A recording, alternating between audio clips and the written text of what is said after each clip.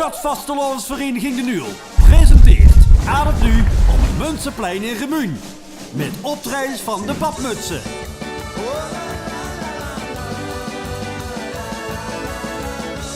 Roy Selder. Ik blieb altijd Limburgs lullen.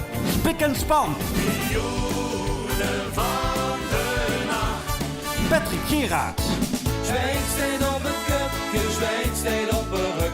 Zweet tussen die glatse volk, ik zie minzen. La Bamba. Laat ze hier zuus en zussen nergens. Alleen bij ons, bij ons, bij ons. Bjorn van Berkel. Ik ben de hel al jonge vriend. Kom op die elfde ganse vier. En Fabrizio. Takje, alle ballen. Ja, begon weer carnavallen.